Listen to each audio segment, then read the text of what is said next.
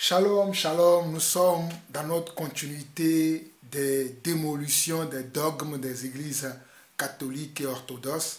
Et je crois que cette troisième partie va être la dernière partie dans cette série des vidéos que je veux commenter, je veux expliquer aujourd'hui. Et plus tard, j'en ferai d'autres vidéos pour expliquer encore d'autres choses. Mais aujourd'hui, nous allons finir avec une dernière vidéo encore. Permettez-moi de prendre ma tablette pour pouvoir vous montrer les vidéos. Alors c'est bon, nous allons passer encore une vidéo. Et chez vous, vous continuez donc suite à tout ce que vous êtes en train de dire, vous continuez à adorer Marie. Est-ce que nous n'adorons pas la Vierge Marie, nous la vénérons? Les gens ne comprennent pas certains termes grecs. Le mot latreia veut dire adorer.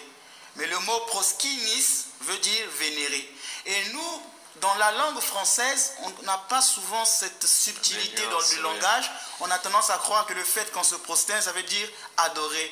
Non, ce n'est pas une adoration, c'est une vénération. D'ailleurs, les personnes qui font ça sont contre même leur propre Bible.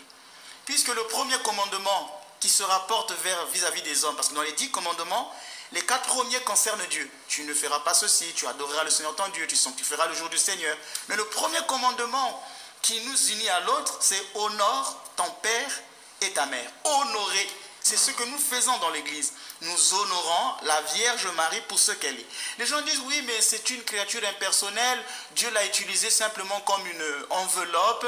Ce qui était plus important, c'est la lettre qu'elle contenait, c'est le Christ qui est plus important. Et la Vierge Marie, elle n'est pas importante. Alors les gens qui disent de telles sottises, c'est très grave. Parce que je vais vous dire une chose. Quand Dieu est apparu avant de continuer, j'aimerais vous lire quelque chose qui est très important. Parce que ce monsieur me fait de la peine, vraiment il me fait de la peine. Il essaye par ses propres forces. On ne peut pas comprendre la Bible par ses propres forces. On ne peut pas comprendre la Bible par ses propres forces. On ne peut pas comprendre les Écritures par ses propres forces. Il essaye par ses propres forces, il ne pourra pas comprendre. Voilà pourquoi je vais vous lire quelque chose avant de vous faire écouter le reste de la vidéo. Et nous allons encore la commenter et nous allons la conclure au travers de cette troisième partie. Dans Luc chapitre 24, à partir du verset 44 jusqu'au verset 50, on nous dit ceci.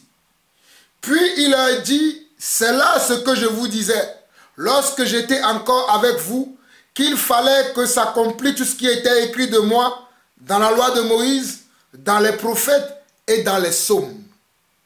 Alors il leur ouvrit l'esprit afin qu'ils comprennent les Écritures. Et il leur dit, ainsi il est écrit que le Christ souffrirait et qu'il ressusciterait des morts le 3e jour, et que la repentance et le pardon des péchés seraient prêchés en son nom à toutes les nations, à commencer par Jérusalem. Vous êtes les témoins de ces choses. Et voici, j'enverrai sur vous ce que mon Père a promis, mais vous, restez dans la ville jusqu'à ce que vous soyez revêtus de la puissance d'en haut. Si vous regardez bien ce passage, on n'a pas le temps pour le lire du premier verset jusqu'au verset 50. Mais si vous êtes à la maison, si vous avez le temps, je vous donne un conseil. Vous pouvez méditer ces passages, vous allez comprendre. C'était des disciples, des gens qui ont suivi Jésus. Lorsque le Seigneur Jésus est ressuscité, ils ont même oublié que le Seigneur avait annoncé ces choses d'avance. Ils ont rencontré le Seigneur, mais ils ne le reconnaissaient pas. Parce qu'ils avaient oublié ce que le Seigneur avait dit. Mais ici, vers le verset 44 au verset 49, c'est Jésus qui va expliquer les Écritures aux disciples. C'est le Seigneur Jésus qui doit vous expliquer les Écritures. Si le Seigneur Jésus ne te donne pas l'esprit pour comprendre les Écritures, tu vas divaguer, tu vas dire des âneries, tu vas dire des sottises, tu vas dire des choses qui ne sont pas vraies, parce que tu n'as pas reçu l'Esprit de Dieu. Parce que ici, dans le verset 44, les apôtres n'avaient pas encore reçu l'Esprit. Je répète encore. Ici, dans le verset 44 au verset 49, les apôtres n'avaient pas encore reçu l'Esprit pour comprendre les Écritures. Je suis très clair, mes chers frères et sœurs. Je veux que vous compreniez. Parce que sans l'Esprit de Dieu, il est impossible à l'homme d'accéder à Dieu. Je répète encore. Sans l'Esprit de Dieu, il est impossible à l'homme d'accéder à Dieu et d'accéder aux choses spirituelles. C'est l'Esprit qui nous connecte aux choses de Dieu, qui nous permet de nous lier à Dieu et de communier avec Dieu. Voilà pourquoi dans Jean 14, il est écrit que quand le Saint-Esprit viendra, il vous convaincra de péché, de justice et de jugement. Il prendra de ce qui est à moi et il vous l'annoncera. Le Saint-Esprit prendra de ce qui est à moi et il vous l'annoncera. En d'autres mots, le Saint-Esprit deviendra votre enseignant comme Jean, l'apôtre Jean le dit dans le livre de 1 Jean chapitre 2, l'apôtre Jean le dit. Je vais revenir sur ces passages que je viens de citer. Mais ici, là, le Saint-Esprit n'est pas encore descendu sur les apôtres. Donc, il faut que le Seigneur ouvre l'esprit des disciples, ouvre l'entendement des disciples pour que les disciples puissent comprendre les Écritures. Et c'est ce que le Seigneur a fait. Je relis encore. Puis il leur dit, c'est là ce que je vous disais lorsque j'étais encore avec vous, qu'il fallait que s'accomplisse tout ce qui était écrit de moi dans la loi de Moïse, dans les prophètes et dans les psaumes. Qu'est-ce qui était écrit de lui? That is the question. C'est ça la question, disent les Anglais. Qu'est-ce qui était écrit dans la loi, dans les prophètes et dans les psaumes concernant le Christ?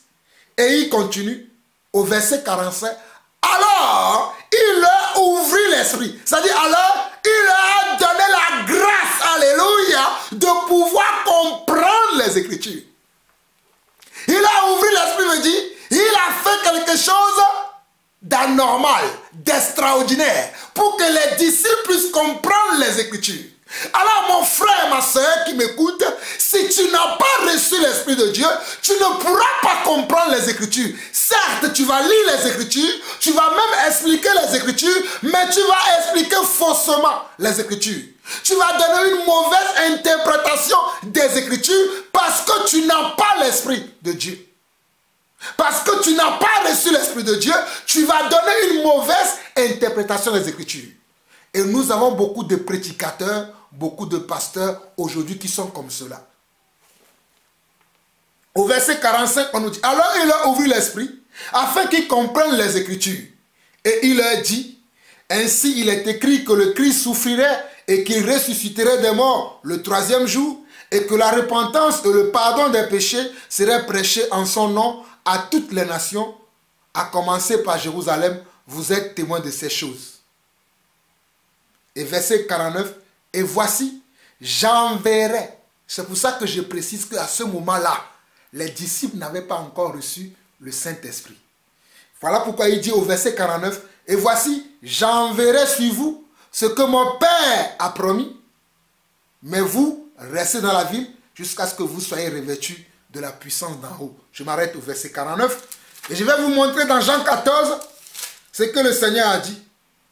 Jean 14, le verset 15 au verset 17 dit ceci. Si vous m'aimez, gardez mes commandements, et moi je prierai le Père, et il vous donnera un autre consolateur, afin qu'il demeure éternellement avec vous. C'est de cela que le Seigneur fait allusion dans Luc 24, le verset 49. Ce consolateur-là, qu'on appelle en grec le parakletos, mais bon, je dis, je ne vais pas utiliser les mots grecs parce que je ne suis pas là pour vous épater. Je suis là pour que vous compreniez les Écritures. On dit, si vous gardez mes commandements, si vous m'aimez plutôt, gardez mes commandements, et moi je prierai le Père, Et il vous donnera un autre consolateur afin qu'il demeure éternellement avec vous. L'esprit de vérité. L'esprit de vérité. Donc si tu n'as pas l'esprit de vérité là, tu vas prendre la parole de Dieu, tu vas faire des dégâts monstrueux. Tu vas faire des dégâts inévitables comme ce que ce monsieur l'a fait. Tu ne peux pas éviter parce que tu n'as pas l'esprit. You don't have spirit. Tu n'as pas l'esprit. Tu n'as pas l'esprit, donc tu vas dire des sottises. Tu vas dire des bêtises. Il dit, l'esprit de vérité que le monde ne peut recevoir parce qu'il ne le voit point et ne le connaît point. Mais vous, vous le connaissez car il demeure avec vous et il sera en vous. À cet instant-là, puisque le Seigneur Jésus, c'est lui également le Saint-Esprit. Mais à ce moment-là, il n'était pas parti. Il était avec eux. Voilà, il dit, il demeure avec vous et il sera plus tard en vous lorsqu'il va l'envoyer. Voilà pourquoi dans Actes chapitre 1, lorsqu'ils étaient réunis dans la chambre haute pour prier et qu'ils priaient, ils ont choisi le remplaçant de Judas Iscariote. Vous allez voir que dans le chapitre 2, lorsque la puissance d'en haut les a embrassés dans la chambre haute, ils étaient tous remplis de la promesse de Dieu qui était le Saint-Esprit. Il dit bien au verset 17 de Jean 14, l'esprit de vérité que le monde veut dire que les non-croyants, le monde veut dire les non-disciples, le monde veut dire ceux qui n'adhèrent pas à la parole de Dieu, que le monde ne peut recevoir parce qu'il ne le voit point. Pour le voir, il faut être initié. Alléluia. Pour pouvoir le Saint-Esprit, oh Shaïgoroba, Maïtaraba, pour voir le Saint-Esprit, il faut être initié. Et pour être initié, il faut comprendre les écritures. Pour être initié, il faut d'abord accepter. Il faut accepter la parole de Dieu, que la parole de Dieu est la vérité. C'est en cela que tu seras initié pour pouvoir recevoir l'Esprit, pour connaître maintenant la vérité et parler de la part de la vérité. Cet homme n'est pas un initié. Il a fait une école théologique. Il croit que l'école théologique est la vérité, mais l'école théologique n'est pas la vérité. Car moi aussi, j'ai fait l'école théologique. Il sait. Quand tu m'écoutes, il sait. Ou bien quand vous m'écoutez, vous savez que j'ai fait l'école théologique. Je continue. Verset 17, il dit, l'esprit de vérité que le monde ne peut recevoir, parce qu'il ne le voit point et ne le connaît point, mais vous le connaissez, car il demeure avec vous et il sera en vous. Car il demeure avec vous et il sera en vous. Il dit verset 18, je ne vous laisserai pas orphelin, je viendrai à vous. Encore un peu de temps et le monde ne me verra plus. Mais vous, mes disciples, vous me verrez car je vis et vous vivrez aussi. En ce jour-là, vous connaîtrez que je suis en mon Père, que vous êtes en moi et que je suis en vous. Celui qui a mes commandements et qui les garde, c'est celui qui m'aime. Et celui qui m'aime sera aimé de mon Père. Je l'aimerai et je me ferai connaître à lui. Celui-là, il ne connaît pas le Seigneur. Dieu ne s'est pas fait connaître à cet homme-là. Cet homme qui parle dans les vidéos que je vous montre là, il ne connaît pas Jésus. Vous allez me dire que de pourquoi je dis ça, je vous dis la vérité. Vous pouvez être même énervé, je m'en fiche. C'est la vérité. Je continue. Verset 22. Jude, non pas Iscariote, lui dit, Seigneur, d'où vient que tu te feras connaître à nous et non au monde?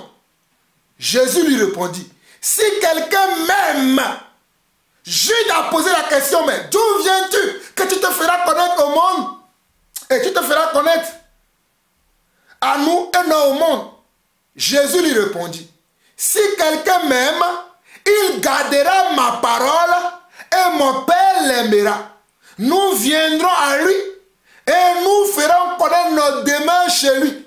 Si quelqu'un m'aime, il gardera ma parole. Si quelqu'un m'aime, il gardera ma parole. Alors mon frère, ma soeur, toi qui m'écoutes au travers de cet enseignement ou de cette vidéo, nous aimons le Seigneur. Voilà pourquoi nous gardons sa parole. Nous ne gardons pas la parole des pères de l'église, soi-disant comme ce monsieur l'a dit. comme je vous l'ai montré dans la deuxième partie. Nous gardons la parole du Seigneur parce que nous l'aimons. Voilà la vérité. Nous continuons.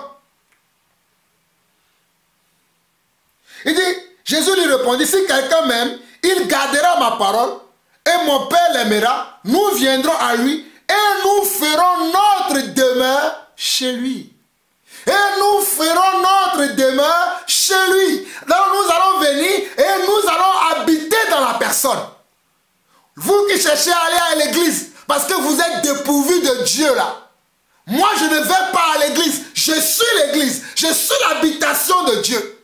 Vous là, vous n'avez pas Dieu. Vous là, vous n'avez pas l'esprit. Vous là, vous n'avez pas la parole. Vous là, vous n'avez pas la connaissance. Vous êtes obligés d'aller les chercher ailleurs. Nous, la connaissance est en nous. La vérité est en nous. L'Esprit de Dieu est en nous. Voilà pourquoi nous parlons. Shaikaraba. L'Esprit de Dieu, alléluia. L'Esprit de Dieu, alléluia. Le même esprit qui a agi dans Paul. Le même esprit qui a agi dans Pierre. Le même esprit, alléluia, qui a agi dans le Seigneur est en nous. Voilà pourquoi nous pouvons parler avec assurance. Nous pouvons rejeter les choses honteuses qui se font en secret, mais aujourd'hui qui se disent sur les plateaux, nous pouvons les rejeter parce que nous sommes habités par le Seigneur. Vous voyez la différence? Ok. Verset 24, je vais m'arrêter au verset 26. Verset 24, il dit, celui qui m'aime, celui qui ne m'aime pas, ne garde point mes paroles. Et la parole que vous attendez n'est pas de moi, mais du Père qui m'a envoyé. Je vous ai dit ces choses pendant que je demeure avec vous. Verset 26. Mais le consolateur, l'Esprit Saint, que le Père enverra en mon nom, vous enseignera toutes choses et vous rappellera tout ce que je vous ai dit. Voilà pourquoi nous, on ne peut pas nous tromper parce que l'Esprit nous a enseigné et il nous rappelle tout le temps ce qu'il nous a enseigné. L'Esprit nous a enseigné et il nous rappelle tout le temps ce qu'il nous a enseigné. Aucun homme ne viendra maintenant nous tromper parce que nous sommes des élèves, nous sommes des étudiants à l'école de l'Esprit. Et l'Esprit nous enseigne, il nous recadre, il nous corrige, il nous envoie, il nous dit, voici ce que tu dois dire. Mes frères, même si Jean-Paul Lawson que vous voyez, hey, regardez-moi très bien. Voilà pourquoi j'ai dit, je suis l'apôtre Jean-Paul Lawson. Même si je dois mourir, je mourrai dans la vérité. Je ne mourrai pas dans le mensonge. Voilà pourquoi je me plais à vous dire, je ne mourrai pas la seconde mort. Ma vie est cachée en Jésus. Je ne mourrai pas la seconde mort. Ma vie est cachée en Jésus. Parce que je sais que nombreux sont ceux-là qui veulent me tuer, qui veulent que je disparaisse. Vous pouvez atteindre ma chair, vous ne pouvez pas atteindre mon esprit, car mon esprit, alléluia, est déjà assis dans les lieux célestes à côté du Seigneur. Ce n'est que mon véhicule, ce n'est que l'enveloppe de l'esprit que vous voyez. Sinon moi, le vrai moi là, je suis déjà au ciel. Le vrai moi, il est déjà avec le Seigneur. Mais ce que vous voyez là, c'est le véhicule de l'esprit. Tuez-moi, si vous voulez. Mais mes paroles vous enterront tous les jours. Mes paroles vous enterront tous les jours. Parce que je vous ai dit tous les jours la vérité telle que les apôtres l'ont reçue du Seigneur. Vous savez ce que Dieu m'a envoyé apôtre dans l'église pour que j'annonce la vertu, pour que je dise la vérité. Vous suivez les gens, le monsieur là, c'est qu'il a, ouais. Il parle. Regardez, quand je parle des Écritures. Je ne dis pas les pères ont dit, je ne suis pas les Grecs a dit, l'araméen a dit. Je parle de ce qui est écrit. On vient vous épater comme ça, vous suivez ces gens de personnes. On va écouter la vidéo et nous allons aller voir Jean 2 après. On va aller voir Jean 2 après. Mais on va écouter sa vidéo. Les âneries qu'il raconte là. Et continue, on va écouter. Il a dit à Moïse, retire tes sandales, parce que cette terre est sainte. Donc le lieu où Dieu est apparu, ce lieu devient saint parce que Dieu y est apparu. Et il demande à l'autre de retirer ses sandales. Et la Vierge Marie qui a porté ton Dieu. Vous pensez qu'il n'y avait pas eu une union mystique entre le Christ et la Vierge pour dire que la Vierge ne représente rien? Je veux dire quelque chose de fort. Et ça, j'en suis sûr. Dieu ne se serait jamais incarné si Marie n'avait pas dit oui. C'est faux. Cela veut dire que c'est faux. L'incarnation du Christ, du Fils de Dieu, notre salut dépendait aussi de la Vierge. Si elle n'avait pas dit oui, Dieu n'aurait pas choisi une autre femme. Tu ne connais pas Dieu, tu vois. De dire oui ou non. Elle avait ce choix. C'est pourquoi Dieu vient vers elle. Et si elle avait dit non, le Fils de Dieu ne serait... C'est faux. Si Marie n'avait pas accepté, déjà, Marie ne peut pas... Voilà pourquoi tu ne connais pas Marie. Hein. Marie n'est pas une rebelle comme toi. Toi, tu es une rebelle. Marie n'est pas une rebelle. Maintenant, même si Marie, je dis bien, maintenant, si Marie devenait une rebelle et qu'elle ne voulait pas être le réceptacle de la gloire de Dieu, alléluia, quelle merveille, quelle grâce. Si Dieu me choisit pour que je sois son réceptacle, je serai un homme privilégié. Voilà pourquoi je suis un homme privilégié devant vous aujourd'hui. Parce que je suis choisi aussi comme Marie pour être un réceptacle de la gloire de Dieu. Pour révéler, alléluia, qui est Dieu aux nations. Alléluia. Je suis aussi un réceptacle de Dieu. Je suis un homme privilégié. Voilà pourquoi j'aime Dieu. Je l'adore. Et je parle de lui. Et cet homme m'appelle un fanatique de Jésus. Oui, je le suis.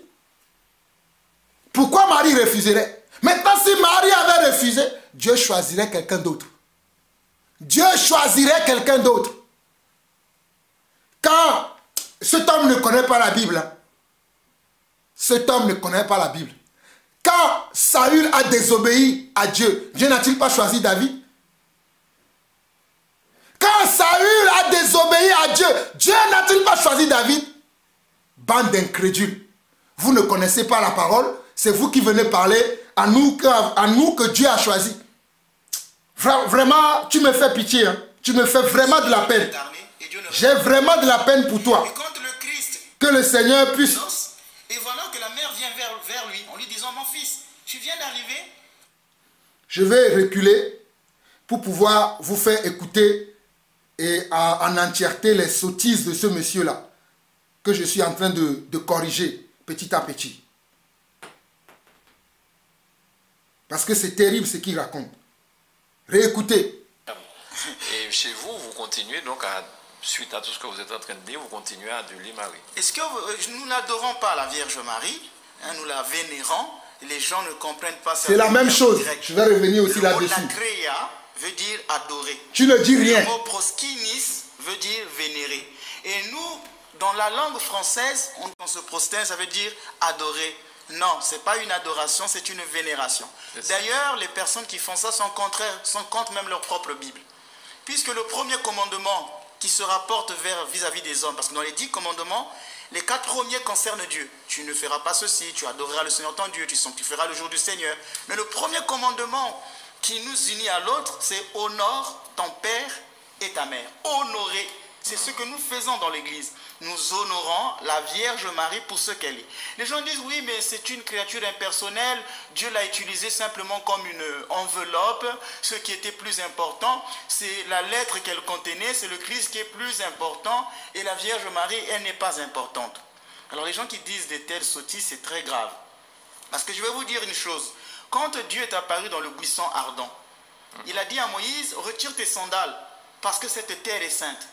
Donc le lieu où Dieu est apparu, ce lieu devient saint parce que Dieu y est apparu. Et il demande à l'autre de retirer ses sandales. Et la Vierge Marie qui a porté ton Dieu. Vous pensez qu'il n'y avait pas eu une union mystique entre le Christ et la Vierge une union mystique. Je veux dire quelque chose de fort. Vas-y, on t'écoute. Dieu ne se serait jamais incarné si Marie n'avait pas dit oui. Cela veut dire que l'incarnation du Christ, du Fils de Dieu, notre salut dépendait aussi de la Vierge. Si elle n'avait pas dit oui, Dieu n'aurait pas choisi une autre femme. Ah bon? Tu es Dieu maintenant. Oui ou non? Elle avait ce choix. Tu es Dieu. Dieu vient vers elle. Et si elle avait dit non, le Fils de Dieu ne serait jamais incarné et Dieu n'aurait pas pris notre femme. Et quand le Christ, quand l'ange dit que cet enfant qui naîtra viendra sauver son peuple, Marie dit qu'il me soit fait selon ta parole, ce n'est pas seulement un consentement à une naissance, c'est un consentement à l'œuvre du salut. C'est pourquoi on ne peut jamais séparer Marie de Jésus. Je vais vous donner quelque chose, je vais vous expliquer une chose pour dire qu'on ne peut jamais séparer Marie et Jésus. Dans Jean chapitre 2, les noces de Cana, on nous dit qu'il y eut des noces à Cana le 3e jour. Et Jésus fut invité aussi à ces noces. Or, la mère de Jésus lui dit, ils n'ont plus de vin. Quand vous regardez la structure de ce texte, quand vous venez au verset 12, on nous dit, après quoi Jésus descendit avec Marie à Capharnaüm avec ses frères. Si vous voyez la structure du texte, le mouvement du texte, on peut comprendre que Jésus et Marie n'étaient pas venus au même moment à la noce. Jésus devait être occupé avec ses disciples. Il arrive à cette noce et voilà que la mère vient vers lui en lui disant, mon fils, tu viens d'arriver, mais il n'y a plus de vin. Donc c'est comme s'il donne une information que tu es en retard. Mais avec le verset 11 et 12, on dit, après quoi il descendit à Capharnaüm avec sa mère. Après quoi il descendit à Capharnaüm avec sa mère. Là, il forme maintenant un seul groupe. Or avant, c'était comme deux groupes séparés, maintenant un seul groupe. D'où l'expression grecque métatafta, qui veut dire après quoi. Et cette expression revient plusieurs fois dans l'évangile de Jean. Jean chapitre 5, après quoi Jésus fit ceci. Tais-toi, tais-toi, tais-toi, tais-toi, tais-toi. Oh là là, tu manques d'esprit, toi. Tais-toi. Mes téléspectateurs vont un peu se perdre parce que je vais très vite. Mais vous voyez que je suis... Tu vas très vite et tu dis des incongruités. Tu dis rien de bon. Quand vous lisez Jean 19, on nous dit, or, près de la croix de Jésus se tenait sa mère. Pourquoi utiliser l'expression or? C'est pourquoi les gens qui lisent la Bible doivent faire attention. Pourquoi Jean dit, or, près de la croix de Jésus se tenait sa mère? Pourquoi cette conjonction de coordination or? Il faut qu'il y ait une relation avec quelque chose qui vient avant. Mais qu'est-ce qui vient avant? Les soldats disent, ne déchirons pas cette tunique. Et tout à coup, le texte dit, or, près de la croix de Jésus se tenait sa mère. Le mot déchirer, en grec, c'est schizo, qui a donné schisme, diviser. C'est comme si l'intention de Jean, c'est de dire, ne divisez pas, ne séparez pas celle qui se tient près de la croix. Donc Marie, c'est l'inséparable du Christ. Elle est toujours avec le Christ. D'accord. Au moment de l'agonie du Christ, elle était là. Partout, même dans l'éternité, la Vierge Marie ne pourra jamais être séparée de son Fils. Ah bon? Là où il y a le Christ, là est la Vierge. Et le Christ exauce toutes les prières que lui adresse sa mère. Ah bon? Dans quel verset est écrit ça? C'est très intéressant, Père Menas. Les orthodoxes, vous dites que Marie est la mère de Dieu, ok? Vous l'avez prouvé avec tout ce que vous dites là, on comprend. Comment Dieu qui est avant Marie puisse avoir une mère? Dieu est avant Marie. Avant qu'on ne continue. Alors, cette question, vous savez, c'est... Avant qu'on ne continue, hein, parce que c'est une deuxième question qui lui est posée dans la vidéo. Avant qu'on ne voit la deuxième question qui lui est posée là. Regardons d'un peu plus près ce que ce blasphémateur vient de dire concernant Marie. Vraiment, que Dieu ait pitié de cet homme. Vous me connaissez pour l'amour que j'ai pour Dieu.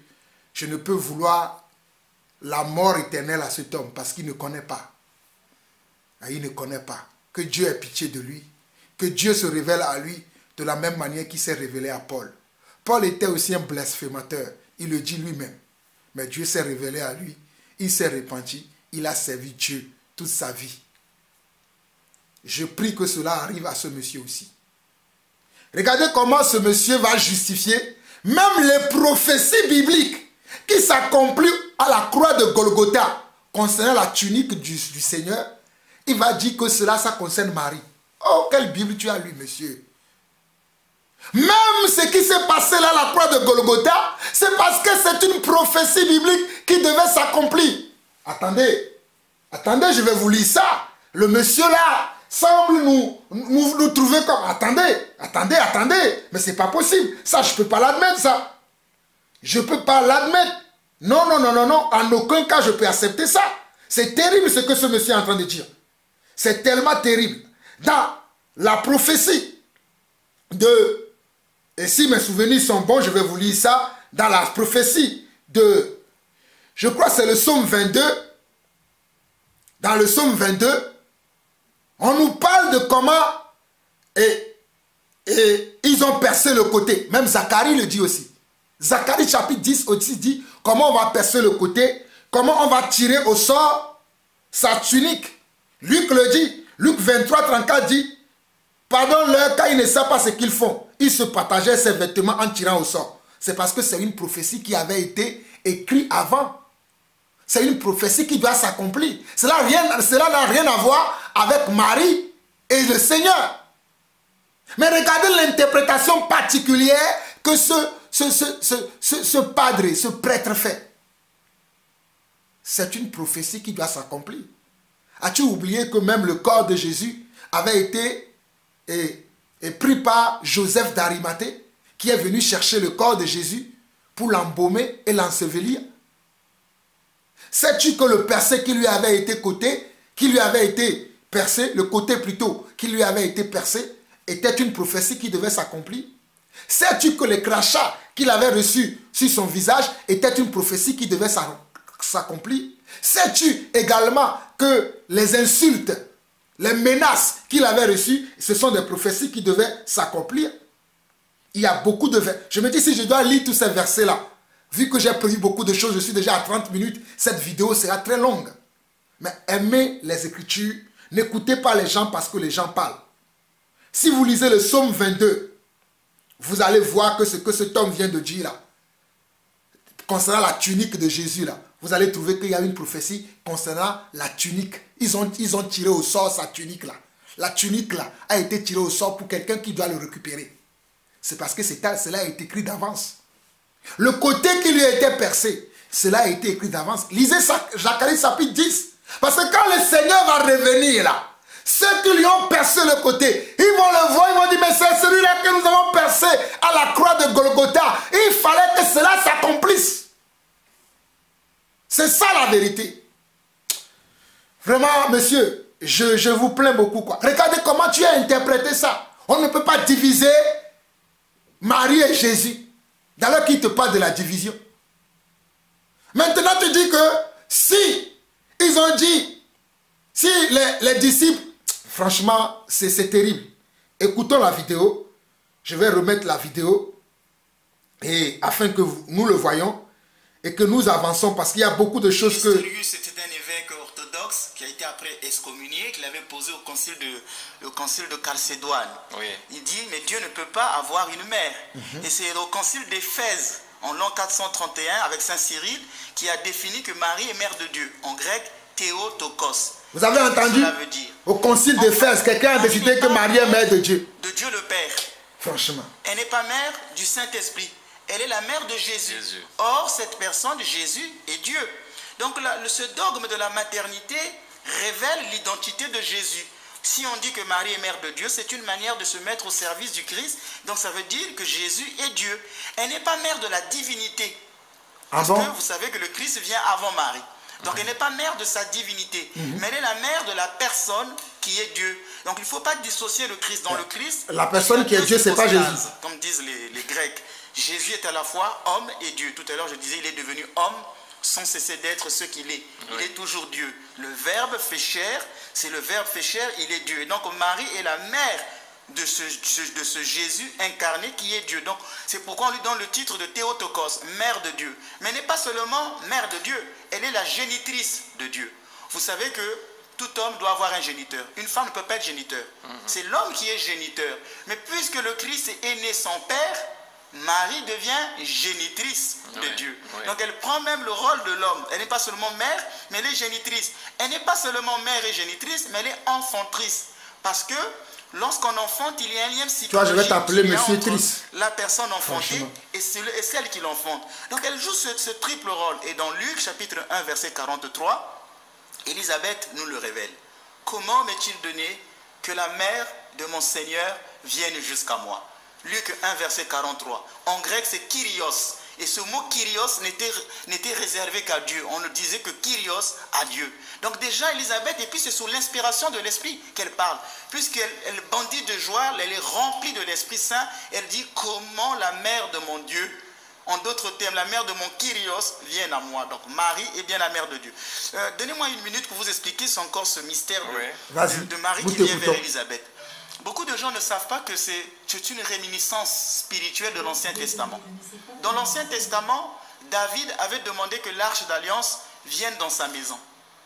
Or, l'Arche d'Alliance possédait les tables de la loi. À l'intérieur de l'Arche d'Alliance, il y avait les tables de la loi.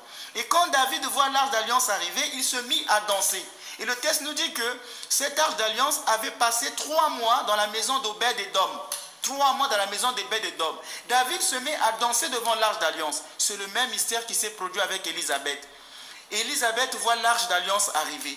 L'Arche d'Alliance, c'est Marie qui porte en elle les tables de la loi, c'est-à-dire la parole du Christ, le Verbe de Dieu. Elle est donc l'image ici de l'Arche d'Alliance. Et elle dit, j'ai vu mon enfant bondir de joie. Ce bondissement de Zacharie, de Jean-Baptiste dans le sein d'Élisabeth, représente la danse de David. D'où elle voit bondir. Et le texte nous dit, Marie demeura avec Élisabeth environ 3 mois. Or, l'Arche d'Alliance avait fait 3 mois dans la maison d'Obed-Édom. Voilà le mystère qui est révélé. Vous voyez comment on peut tordre le sens des Écritures? Je ne sais pas si vous avez bien suivi ce que ce monsieur a dit. Hein, en tordant le sens des Écritures pour sa propre ruine et pour la ruine de ceux qui l'entendent. Mais ce n'est pas parce que Marie, ce n'est pas parce que Marie, ce n'est pas parce que Élisabeth, qui est la cousine de Marie, qui a dit à Marie, tu es la mère de mon Seigneur, que cela veut dire que Dieu a maintenant une mère.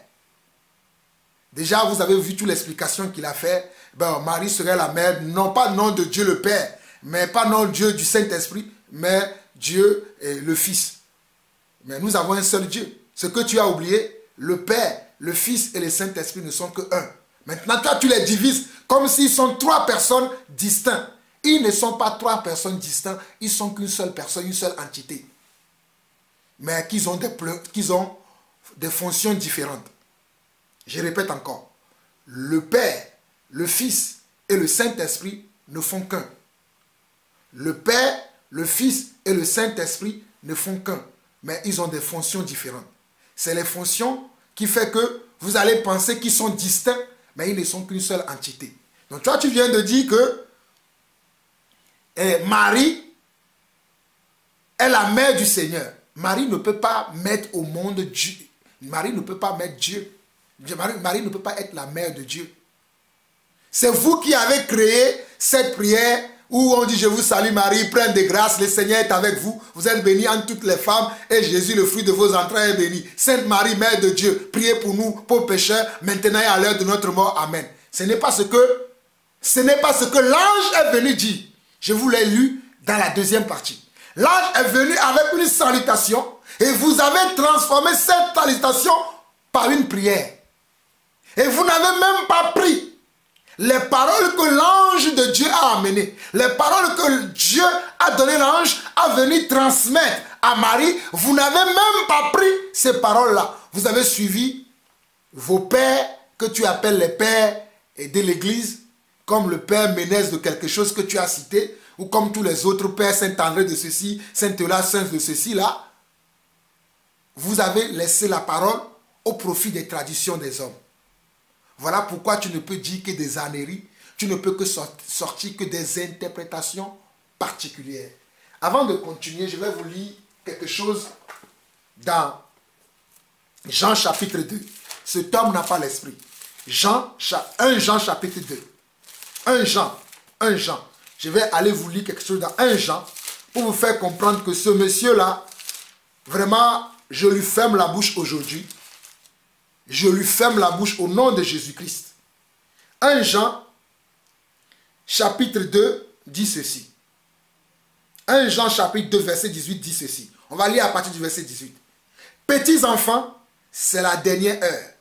Et comme vous avez appris qu'un antéchrist vient, il y a maintenant plusieurs antéchrists. Antéchrist veut dire contre Christ. Les gens qui n'aiment pas Christ, les gens qui n'aiment pas sa parole, les gens qui n'aiment pas ce que Christ veut. Par là, nous connaissons que c'est la dernière heure. Effectivement, mes chers frères et sœurs à travers le monde, nous sommes dans la dernière heure. Nous sommes dans la dernière heure. Le Seigneur revient bientôt. Il dit, ils sont sortis du milieu de nous, mais ils n'étaient pas des nôtres. Ils sont sortis du milieu de nous, veut dire, ils parlent comme s'ils étaient des enfants de Dieu. Ils tiennent des propos comme s'ils étaient des serviteurs de Dieu. Mais ils ne sont pas des nôtres parce qu'ils n'ont pas l'esprit. Je continue. Car s'ils avaient été des nôtres, ils seraient demeurés avec nous. Mais cela est arrivé afin qu'il soit manifeste que tous ne sont pas des nôtres. Cela est arrivé afin que cela soit manifeste. Que tout le monde qui parle de la part du Seigneur ne connaît pas réellement le Seigneur. Tout le monde qui annonce des choses concernant le royaume des cieux n'est pas forcément un serviteur de Dieu. Ils ne sont pas des nôtres. Regardez, nous sommes dans 1 Jean 2. Là, nous sommes au verset 19. Ils sont sortis du milieu de nous. Vous les voyez sur les chaînes de télévision mondiales où il y a plusieurs vues. Il y a plus d'audience. Les gens les écoutent. Ils sont adulés. Ils sont vénérés. Ils sont appréciés des hommes. Mais ils ne sont pas des véritables enfants de Dieu. Je répète encore. Ils ne sont pas des véritables enfants de Dieu. Voici ce qu'ils disent les Écritures. Ils sont sortis du milieu de nous, mais ils n'étaient pas des nôtres. Car s'ils avaient été des nôtres, ils seraient demeurés avec nous. Mais cela est arrivé afin qu'il soit manifeste que tous ne sont pas des nôtres. Il faut que cela arrive afin que les gens sachent que tout le monde n'est pas de Dieu. Cela, c'est très évident. Je continue. Verset 20. Pour vous, alléluia, pour vous, vous avez reçu l'onction de la part de celui qui est saint et vous avez tous de la connaissance. Pour vous, vous avez reçu l'onction de la part de celui qui est saint. Qui est saint? C'est Yeshua Hamashiach. C'est Jésus-Christ le Nazaréen qui est saint. C'est lui qui nous a donné l'onction. L'onction de la connaissance, l'onction de la révélation, l'onction de la parole. C'est lui qui nous l'a donné. Et cet homme n'a pas l'onction. Celui qui a l'onction reconnaîtra que ce que je dis là, car l'esprit se connecte à l'esprit. Ceux qui ont reçu l'onction, comme moi, reconnaîtront que ce que je dis, c'est ça qui est la vérité. Et ils vont adhérer simplement. Mais ceux qui n'ont pas l'onction, ils vont critiquer, ils vont m'insulter, ils vont dire tous les mots. Mais cela est normal. Insultez-moi. Vous n'avez pas l'onction. C'est comme une insulte aussi pour vous. Donc c'est normal. 1 Jean 2, verset 20. Pour vous, vous avez reçu l'onction de la part de celui qui est saint. Et vous avez tous de la connaissance. Je vous ai écrit, non pas que vous ne connaissez pas la vérité, mais parce que vous la connaissez et parce qu'aucun mensonge ne vient de la vérité. Qui est menteur? Sinon celui qui nie que Jésus-Christ est le Christ. Celui-là est l'antéchrist qui nie le Père et le Fils. Regardez quel esprit anime cet homme. Il a dit tout à l'heure que Marie n'est pas le géniteur de... Elle est la génitrice n'est pas la génitrice de Dieu le Père, ni de Dieu le Fils, mais il n'est que, ni de Dieu le Saint-Esprit, mais qu'il est que le géniteur. Il s'est même emballé lui-même dans ce qu'il disait. Tellement c'était une incongruité que lui-même il s'est même emballé dans ce qu'il disait. Mais j'ai retenu qu'il voulait dire que le Jésus que Marie a fait naître sur la terre, que ce n'était pas le Dieu véritable, notre Père. Or, nous avons un seul Père et nous avons un seul Dieu. Nous n'avons pas deux pères, ni trois pères. Nous avons un seul Père, nous avons un seul Sauveur, nous avons une seule foi. Et cette foi, nous le recevons par Dieu, notre Père. Ici, on nous dit, verset 21, « Je vous ai écrit non pas parce que vous ne connaissez pas la vérité. » Et moi aussi, je vous dis ces choses pour que vous puissiez vous rappeler de la vérité que le Seigneur nous a dit. Parce que certains d'entre vous, vous êtes troublés en écoutant ces genres d'hérésies qui circulent partout aujourd'hui. Parce que je reçois souvent ces vidéos. Ça fait 4 mois que j'ai reçu ces vidéos. Je me dis, j'en parlerai. Et ce matin, le Seigneur permet que j'en parle. Parce que j'en ai reçu encore. Celle que je suis en train de partager là, c'est ce matin que je l'ai reçu encore. Mais parce que vous la connaissez et parce qu'aucun mensonge ne vient de la vérité. Qui est menteur sinon celui qui ni que Jésus-Christ est le Christ. Celui-là est l'antéchrist qui nie le Père et le Fils. Quiconque nie le Fils n'a pas non plus le Père. Quiconque se déclare publiquement pour le Fils a aussi le Père. Que ce que vous avez entendu, je vais m'arrêter au verset 24 ici, pour que vous sachiez que vous devez rester attaché à ce que vous avez entendu dès le commencement. Que ce que vous avez entendu dès le commencement demeure en vous. Que ce que vous avez entendu dès le commencement demeure en vous. Ce que vous avez entendu dès le commencement demeure en vous. Vous demeurerez aussi dans le Fils et dans le Père. 1 Jean 2, verset 24. Que ce que vous avez entendu dès le commencement, pas des interprétations particulières qui sortent aujourd'hui de nulle part, comme si ce sont des révélations que nous n'avons jamais eues là. Parce qu'on veut vous enlever de la foi. On veut vous torturer. On veut vous embrigader. On veut faire esclave de vous du mensonge. La Bible dit dans 1 Jean 2, le verset 24, que ce que vous avez entendu dès le commencement demeure en vous. Si c'est que, regardez, il y a un si ici, si ce que vous avez entendu dès le commencement demeure en vous, vous demeurerez aussi dans le Fils et dans le Père. Cet homme n'est pas dans le Fils, il n'est pas dans le Père, parce que ce que nous aimons oculaire du Seigneur, il n'est pas en lui. Cela a été renversé par des conciles de ceci, des conciles de cela, et maintenant, il va parler que des choses qui ont été décrétées dans les conciles. Il va laisser la parole de Dieu au profit des fausses paroles, des traditions des hommes, des hérésies, des incongruités des hommes sont devenus maintenant des messages que lui veut faire passer. Voilà pourquoi il dit aux gens, je ne vous conseille pas de lire que simplement la Bible. Vous devez aussi lire les livres des pères de l'Église.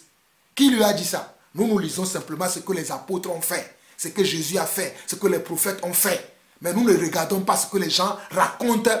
Non, nous regardons parce que voilà ce que la Bible nous conseille. Que ce que vous avez entendu dès le commencement, que ce que vous avez entendu dès le commencement demeure en vous. Si ce que vous avez entendu dès le commencement demeure en vous, vous demeurez aussi dans le Fils et dans le Père. Vous demeurerez aussi dans le Fils et dans le Père. C'est très important que vous et moi, nous puissions assimiler et comprendre ça. Dans 2 Pierre, chapitre 1, le verset 19 au verset 21, il dit ceci.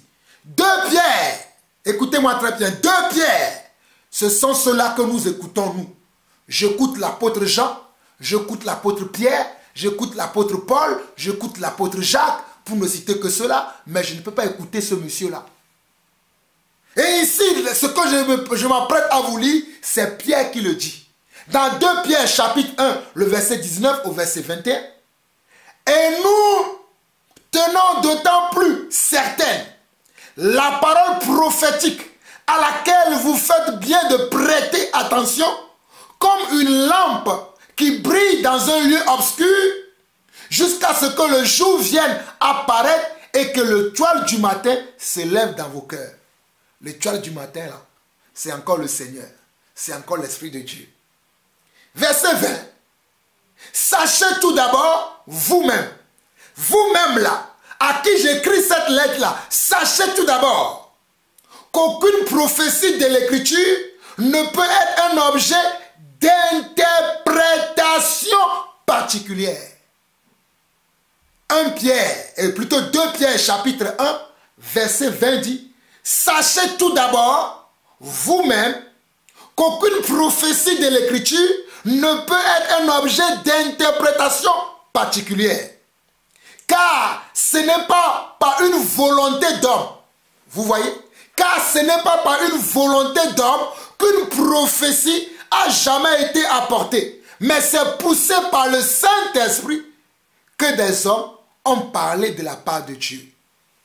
Mais c'est poussé par le Saint-Esprit que les hommes ont parlé de la part de Dieu. Retenez bien le verset 21 qui dit, car ce n'est pas par une volonté d'homme qu'une prophétie a jamais été apporté.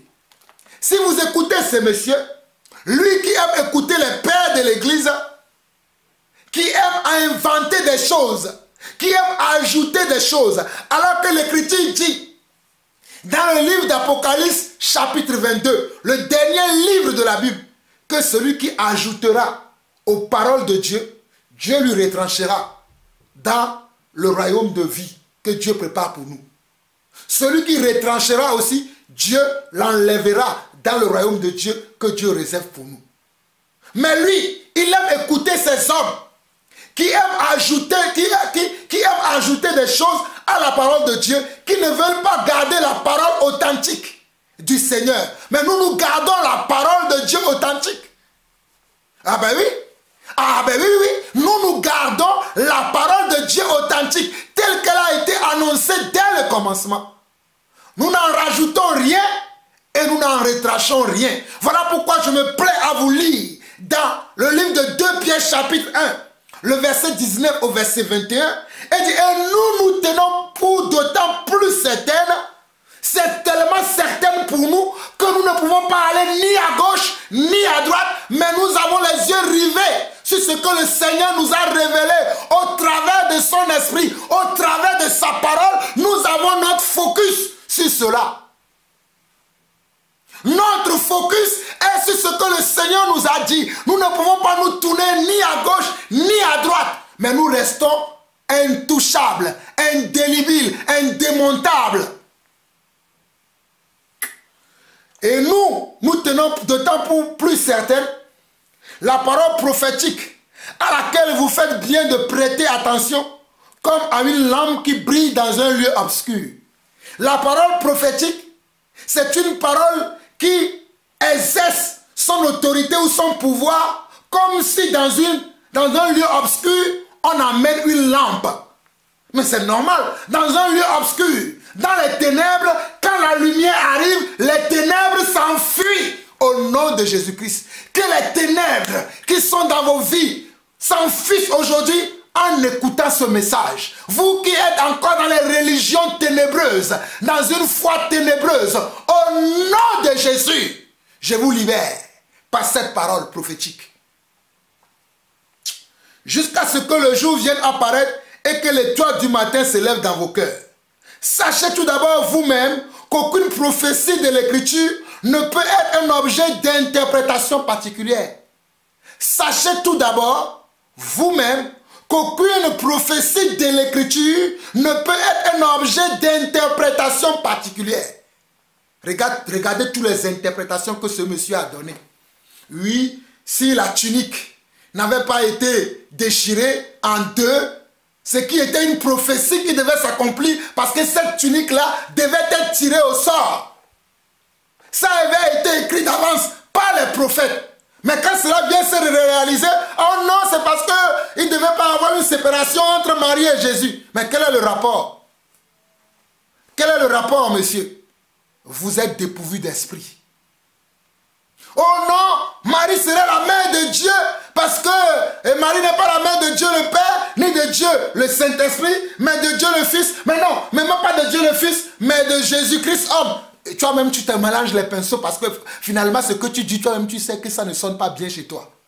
Mais comme tu veux t'efforcer à tromper les gens, tu vas quand même dans ton erreur. Tu as l'esprit de Balaam, toi. Franchement.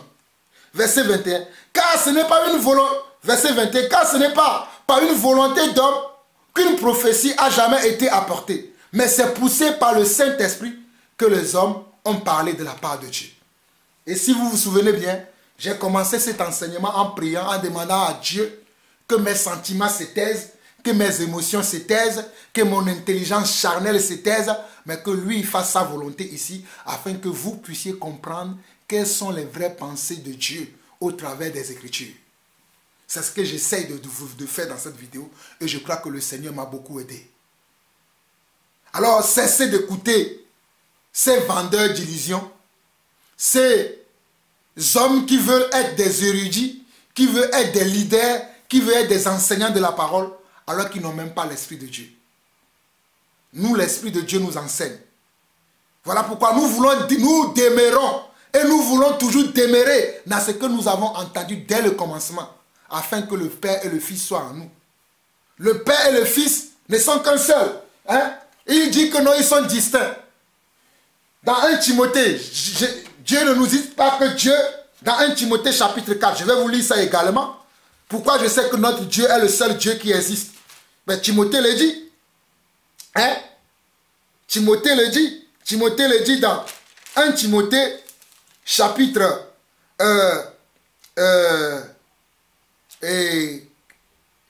6.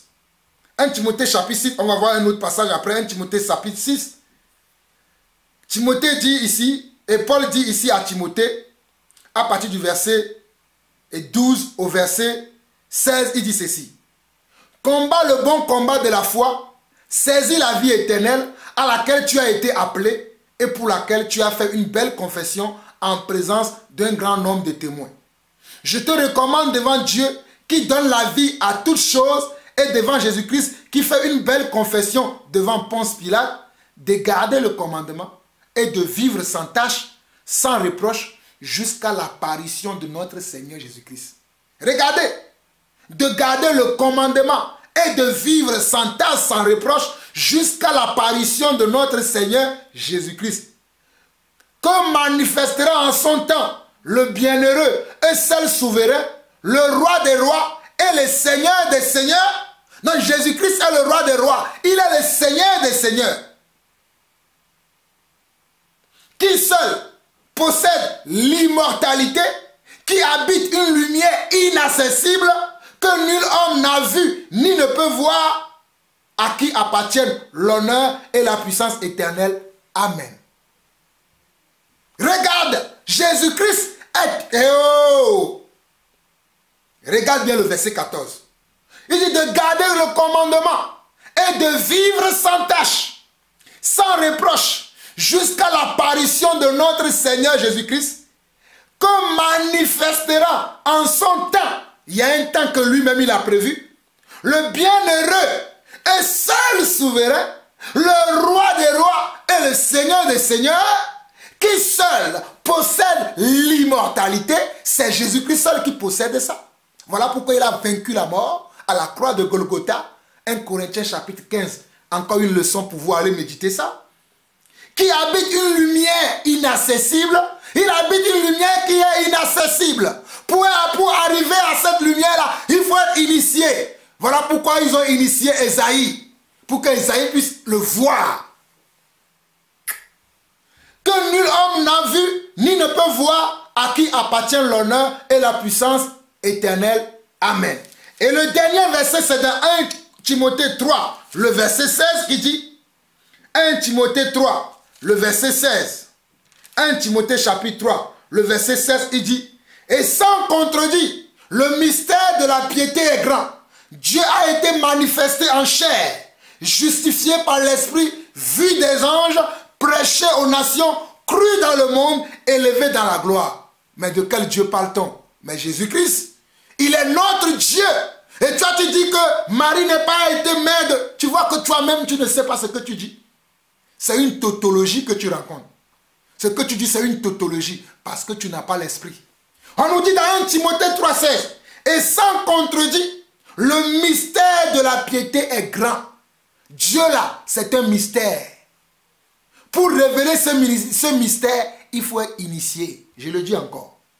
Et l'initiation se passe par par la foi en lui.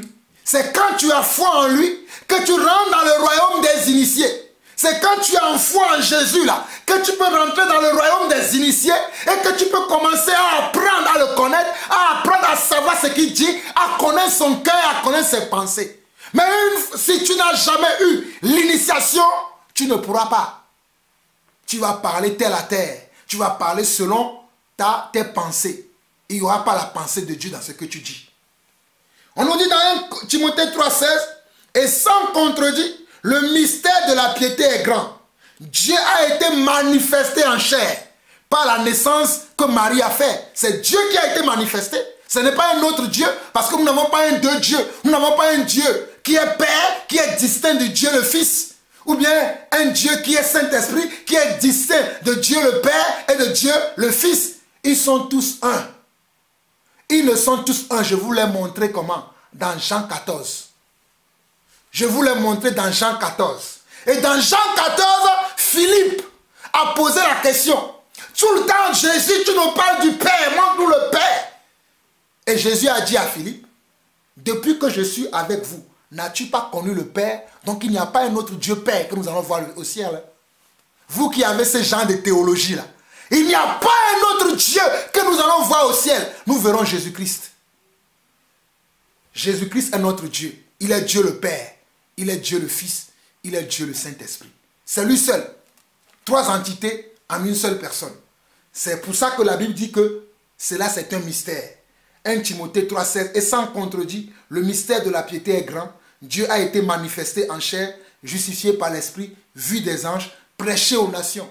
Qui nous prêchons au Jésus? Christ. Cru dans le monde. Qui est cru dans le monde? Christ. Élevé dans la gloire. Qui est élevé dans la gloire? Jésus-Christ. C'est lui le Dieu véritable et la vie éternelle. Comme 1 Jean 5 le dit également. 1 Jean 5. Merci Seigneur parce que tu voulais que je précise encore cela. Pour que ce monsieur qui est en train de raconter n'importe quoi, qui est en train de diviser Dieu et qui croit qui croit que nous avons 3 dieux, nous avons un seul Dieu. Dans 1 Jean 5, verset 20, dans 1 Jean 5, verset 20, on nous dit, nous savons aussi que le Fils de Dieu est venu et qui nous a donné l'intelligence pour connaître le véritable. Et nous sommes dans le véritable en son Fils Jésus-Christ. C'est lui qui est le Dieu véritable et la vie éternelle. Et j'ai dit Amen. Toi qui as divisé Dieu, Dieu le Père, Dieu le Fils, Dieu ceci, donc Marie ne serait que celui qui a donné le Dieu, le Fils. À ce moment-là, Dieu le Père, il était où?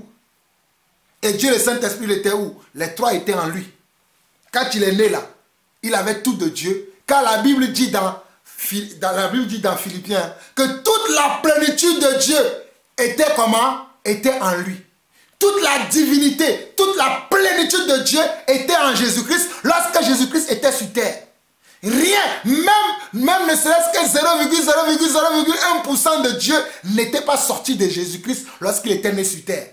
Il avait toute la plénitude de Dieu lorsqu'il était né. Voilà vous là, qui n'avez pas l'esprit, vous voulez parler de Dieu. Dans 1 Jean 5, le verset 20, on nous dit, nous savons aussi que le Fils de Dieu est venu. Nous savons que le Fils de Dieu est venu et qui nous a donné l'intelligence. As-tu reçu l'intelligence, toi qui veux parler de Dieu? Il nous a aussi donné l'intelligence pour connaître le véritable. Avons-nous plusieurs véritables? Nous avons un seul qui est le véritable. Pour connaître le véritable, et nous sommes dans le véritable en son Fils, Jésus-Christ. C'est le Fils qui nous initie, qui nous effraie le chemin pour que nous rentrons dans le véritable. Sans le Fils, tu ne peux pas rentrer dans le véritable. Tu ne peux pas voir le véritable. Tu ne peux pas connaître le véritable. Tu ne peux pas avoir accès au véritable. C'est lui qui est le Dieu véritable et la vie éternelle. Amen. Éternel mon Dieu, je te bénis, je te rends grâce pour ce moment que tu as rendu disponible. En ce lundi 27 mars 2023, Père, tu m'as oint encore. Tu m'as amené à venir, encore apporter la lumière sur toutes les ténèbres qui sont en train de se mouvoir sur la surface de la terre aujourd'hui.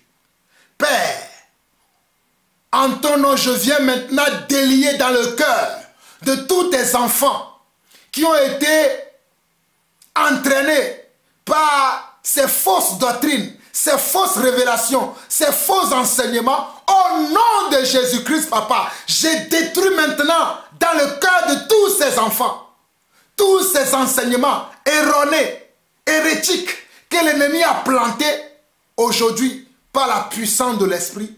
Je prie, Papa, que tous tes enfants puissent recevoir maintenant la vraie foi qui vient de toi.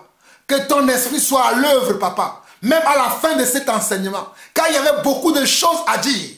Je n'ai pas tout dit, Papa, mais je sais que toi-même, tu vas être à l'œuvre au travers ta parole, pour ramener tes enfants, tes brebis égarées à revenir à la maison. À ramener tous tes enfants qui se sentent perdus, qui sont perdus, abusés par l'ennemi. Tu vas aller les chercher, papa. Oh Père, ramène cette femme, ramène cet homme, ramène cet adolescent, ramène ce jeune homme, ramène cette jeune femme, ramène cette jeune fille, ramène ce garçon, ramène, oh papa, ce vieillard, ramène cette vieille femme, ramène ce vieux homme, ramène, oh papa, ce monsieur qui a tant souffert, cette femme qui a tant souffert. Oh papa, cette âme, ces âmes-là que l'ennemi a trompées, papa. Au nom de Yeshua le Messie, au nom de Jésus-Christ, papa, toutes ces âmes t'appartiennent. Aucune âme n'appartient à Satan. Voilà pourquoi, papa, je réclame maintenant ces âmes. Je reprends ces âmes dans les mains de Satan et je les ramène dans ton royaume. Au nom de Jésus, ils ne seront plus influençables, ils ne seront plus touchables, ils deviendront intouchables car la foi véritable pénètre en eux maintenant. La foi véritable, celle qu'on ne peut jamais ôter, celle qui nous rend indélébile, celle qui nous rend invisible, celle qui nous rend intouchables. Papa, tous mes frères et sœurs qui ont été abusés ces derniers temps par toutes ces fausses révélations, par ces enseignements hérétiques qui circulent sur les grands plateaux de télévision, les grandes chaînes de télévision, qui sembleraient troubler certaines personnes. Papa, au nom de Jésus-Christ, merci parce que tu révèles à tous tes enfants, à tous mes frères et sœurs, à tous ceux-là pour qui tu as payé le prix à la croix de Golgotha. Éternel, je bénis ton nom pour la délivrance de toutes ces personnes. Je bénis ton nom pour la délivrance de tous ces âmes. Merci Père pour tous ces âmes. Oh, je vois des milliers, des centaines de milliers qui viendront à toi au travers de ce message. Car tu les convaincras de péché, de justice et de jugement. Je vois beaucoup d'âmes qui se répandent d'avoir refusé la vérité. Je vois beaucoup d'âmes qui se répandent d'avoir rejeté la vérité. Je vois par la foi, Shairaba, beaucoup d'âmes qui reviennent à toi. Reçois la gloire, l'honneur et la puissance pour des siècles, au nom de Jésus-Christ. Amen. Shalom, shalom, shalom. Nous vous aimons encore, nous vous aimons. Que le Seigneur vous bénisse. Nous vous aimons. Que l'amour de Dieu vous remplisse encore, encore, encore et encore. Vous voyez, j'ai du mal à vous quitter. Mais il faut que je vous quitte parce que j'ai encore d'autres enseignements à faire. Soyez bénis. Shalom.